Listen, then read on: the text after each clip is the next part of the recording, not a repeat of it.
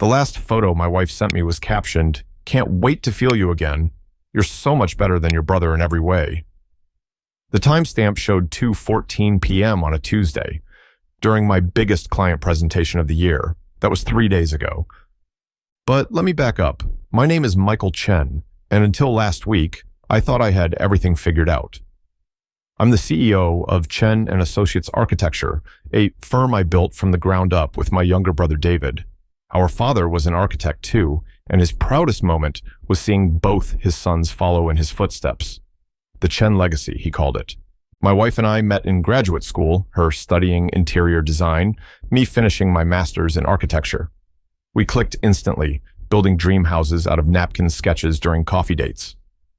When David joined the firm 5 years ago, fresh out of school himself, she was the one who suggested giving him an equal partnership. Family should stick together, she said. Lately, though, some things felt off. Small things. She's been working late more often, planning countless girls' nights with friends I've never met. Her phone's always face down now. She changes her password weekly, claiming social media security concerns. But she still kisses me goodbye every morning, still plans our future. Just yesterday, she was talking about the beach house we should build for our retirement. Tonight, she's being especially attentive. Brought home my favorite takeout, opened that bottle of wine we've been saving. She's wearing the perfume I gave her for our anniversary, asking about my day with unusual interest. Her phone keeps buzzing, but for once, she's ignoring it. I should feel grateful. Instead, I can't shake this knot in my stomach. Maybe it's nothing. Maybe I'm paranoid. Maybe I'm seeing shadows where there's only light. Or maybe, just maybe, I'm finally starting to see everything clearly. During the break before my Civic Center presentation, I was reviewing my notes one last time when my phone buzzed. The notification preview made my hands shake so badly I nearly dropped it. I excused myself from the conference room, claiming I needed to grab my backup drive, and locked myself in the executive bathroom. The image loaded in high definition. My wife sprawled across unfamiliar silk sheets, wearing that black lace set I'd never seen before. But it was the message that gutted me. Can't wait to feel you again. You're so much better than your brother in every way. Last night was incredible, especially when we almost got caught. The risk makes it so much hotter. My brother, my own flesh and blood. I splashed cold water on my face and stared at my reflection. In the fluorescent light, I could see traces of our father in my features, the same strong jawline, the same dark eyes that David inherited too. Dad always said we were two sides of the same coin, if he were alive to see this. When I returned to the conference room, David was there. He'd stopped by to support the team, he said, flashing that golden boy smile. Our biggest client loved him immediately, just like everyone always did, just like my wife did. "Everything okay, bro?" he asked, clapping my shoulder. "You look pale." I maintained eye contact, years of business negotiations finally paying off. "Just needed a minute. You know how these presentations go." He nodded sympathetically, checking his phone under the table. A small smirk played at the corner of his mouth. "I've got your back," he said. The irony made me want to vomit. Somehow, I made it through the presentation. The clients loved it, praised our family-owned touch. I signed the biggest contract of our firm's history with steady hands and a plastic smile. But inside, my mind was spinning, replaying every moment of the past year with horrible clarity. Those Sunday brunches where David and Monica always seemed to leave for the bathroom at the same time. The inside jokes I didn't understand. How she started wearing contacts instead of glasses, joined a new gym, changed her hair. The late-night calls she'd take in the garage, claiming bad reception in our bedroom. David's sudden interest in interior design projects, insisting on personal consultations with her. It was there at my father's funeral 8 months ago, too. While I dealt with arrangements, they stood close, too close, sharing whispers and lingering touches I'd dismissed as mutual grief. Dad's last words haunted me now. Take care of each other. This wasn't what he meant. I pulled up our security cameras on my phone, scanning backwards through footage. There it was, David's car in our driveway yesterday at 2 p.m. while I was preparing for today's presentation. Her grocery run that took 3 hours. The same pattern, different days, always when they thought I was busy. My phone buzzed again, my wife sending a regular text. Hope the presentation went well, honey. Making your favorite dinner tonight. I watched the typing bubbles appear and disappear several times before another message came through. David mentioned he might stop by to celebrate. That okay?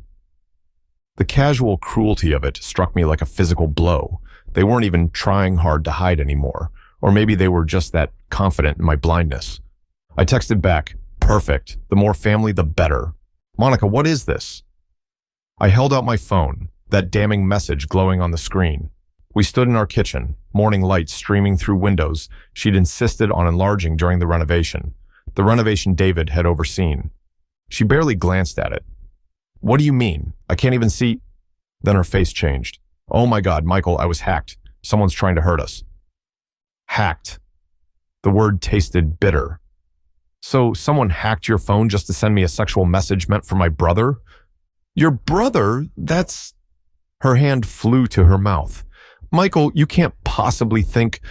Tears welled up in her eyes. How could you even suggest that? I would never eat... The doorbell cut her off. Perfect timing, as always. David walked in without waiting for an answer, using his key. His smile faltered when he saw us. Everything okay? I showed him the message. He blanched, then recovered quickly. Bro, this is obviously fake. Someone's targeting the company through our family. Remember those suspicious emails last month? The photo was taken in your guest bedroom, David, on those silk sheets Mom gave you for Christmas. Monica stepped between us. You're tracking his house now? Michael, you're scaring me. This isn't like you. All these accusations, this paranoia. Paranoia? I laughed. Tell me about last Tuesday's design consultation. 2 hours in his office with the door locked. We're working on the Thompson project. David's voice rose defensively. You know how demanding they are. Monica's been helping with the interior concepts. Stop. My voice was quiet. Just stop. Listen to yourself, Monica whispered, reaching for my hand. I pulled away.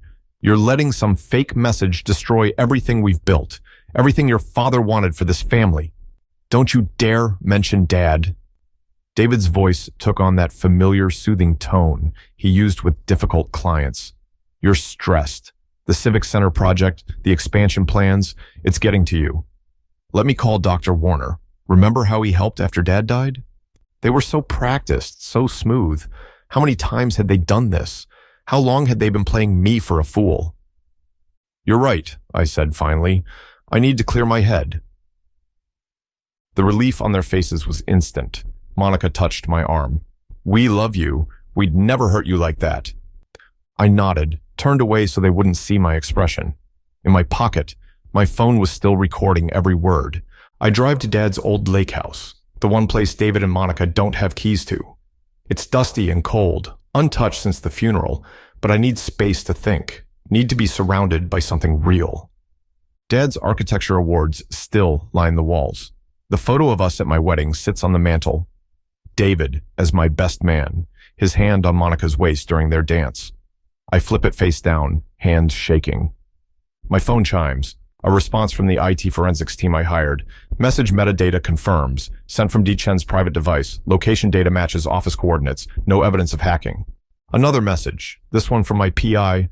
Found prenup breach evidence. DC opened Cayman account 2 weeks after wedding.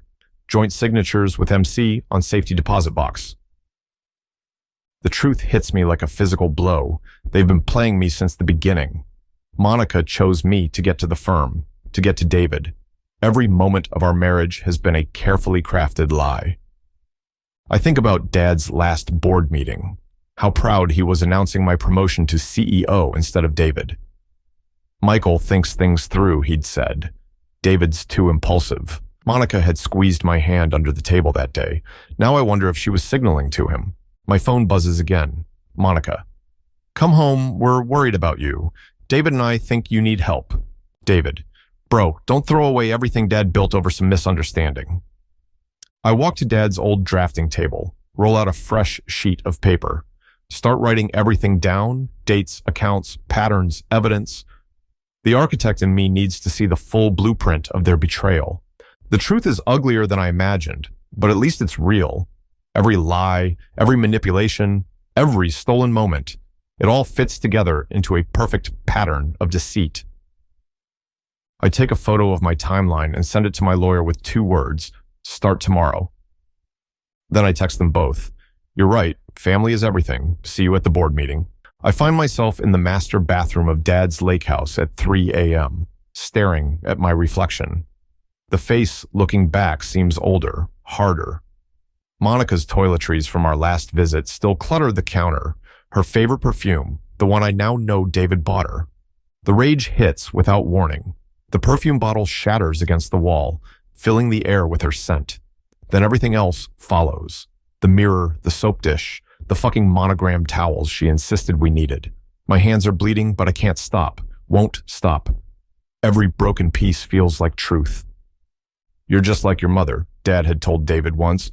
"All charm, no character." I sink to the tile floor, surrounded by glass and lies. Pull out my phone, start playing the recordings I've collected. Their voices fill the bathroom. "Monica, we love you. We'd never hurt you like that." David, "I've got your back, bro." Monica, "Family should stick together." David, "Everything okay? You look pale." Meh. Each lie crystallizes something inside me.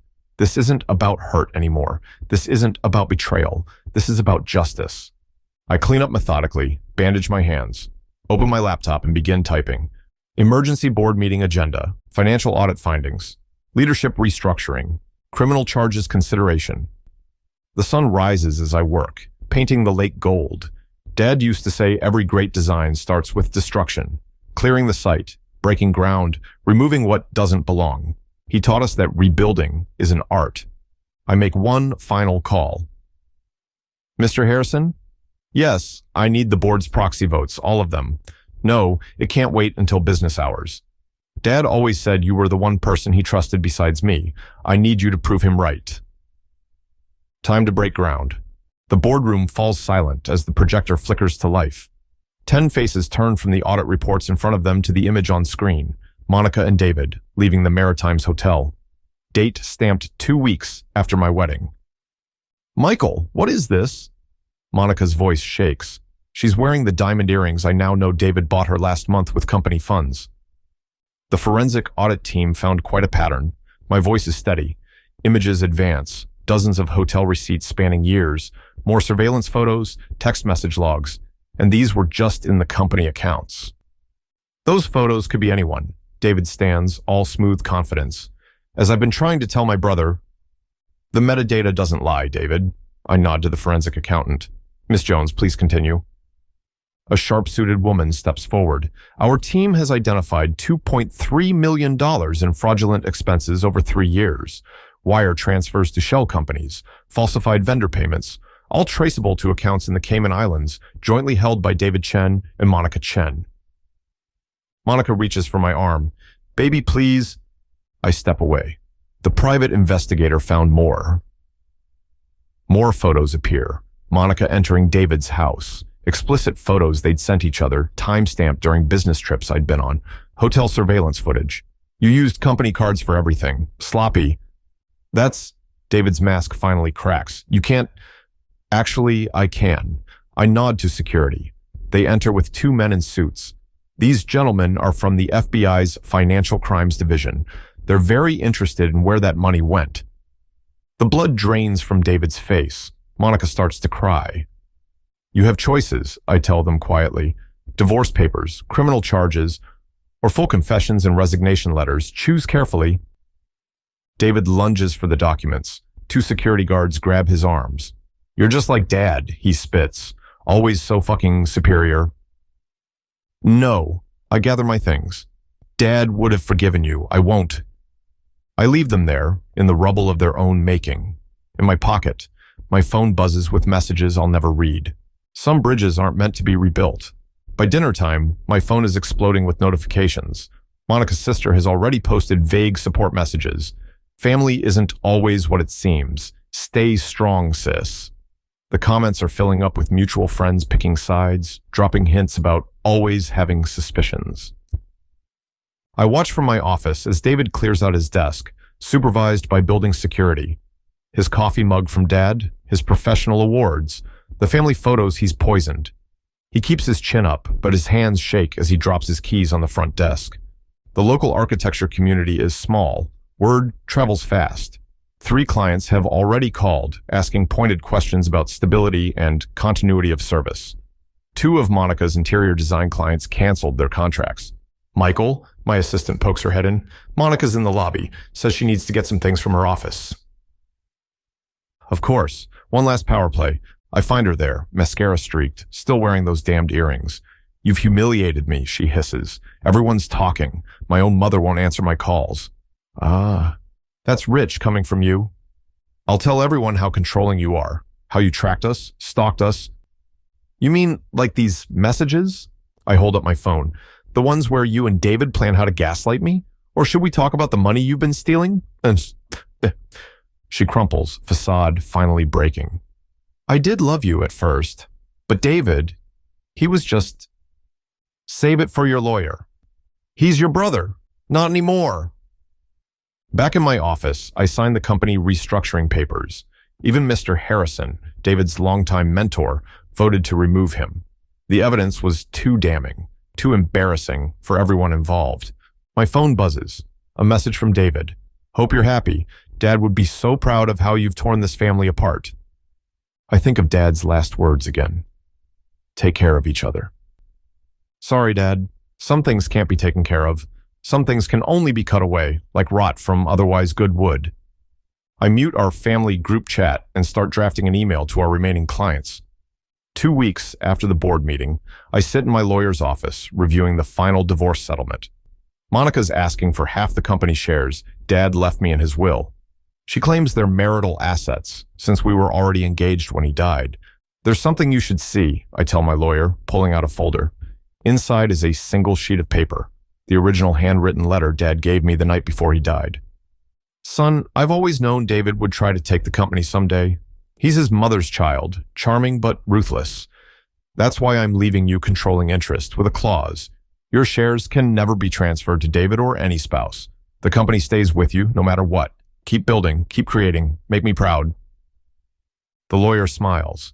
This changes everything. An hour later, I forward the letter to Monica's attorney. Her response comes within minutes. She'll sign the divorce papers as is. No claims to the company, no alimony. Clean break. My phone buzzes. A text from David. Mom's crying because I had to move back in. Hope you're satisfied. Then another. You know what's funny? She never even liked you that much. Said yes because I told her to. Knew Dad was dying. Knew the shares would go to you. Played the long game. Almost worked. I screenshot the confession and send it to my lawyer. For the record. One final text from Monica. I did love you, just not enough. I pour myself a scotch and open Dad's old journal. There's an entry from my wedding day I never noticed before. Watch them dancing, David and Monica. Something in their eyes worried me. Hope I'm wrong. Sorry you had to see it, Dad, but I fixed it. Some foundations can't be repaired. Sometimes you have to demolish everything and start fresh. 1 year later, I stand in front of the mirror, adjusting my tie for the Chamber of Commerce small business dinner. The Civic Center project I presented the day everything fell apart is finally taking shape. Steel beams rising against the sky, right on schedule. Watching it grow feels like vindication. Mom still isn't speaking to me. David's living in her guest room, doing small residential projects under her maiden name. Last I heard, he and Monica tried to start something real after the divorce, but it imploded within weeks. She's moved to Seattle, started over. Their perfect love couldn't survive without the thrill of betrayal. The affair, the company theft, none of it worked out like they planned. Instead of destroying me, they destroyed themselves. I run my fingers over Dad's old drafting compass, now sitting on my desk. He taught us that every line must have purpose. Every angle must have meaning. Architecture isn't just about buildings, he'd say. It's about creating spaces where life can flourish. My phone lights up with a text from Lauren, the structural engineer I met during the Civic Center revisions. Don't be late. Mayor wants to discuss the proposed children's hospital expansion. I smile, remembering how she challenged my initial designs, pushed me to think bigger. No games, no manipulation, just brilliant ideas and honest criticism. We're taking things slow, building something real. The company's thriving. I promoted 3 talented juniors to replace David, each bringing fresh perspectives. Our client list is stronger than ever. Turns out people respect how quietly I handled everything. Dad's photo still hangs in the lobby, but I've moved his old drafting table to my office. Some nights I sit there, drawing just for joy, like I did as a kid. The work is good. Life is good. And as usual, that was a lot. Make sure you subscribe and turn on the notification bell so you never miss a story. See you in the next one.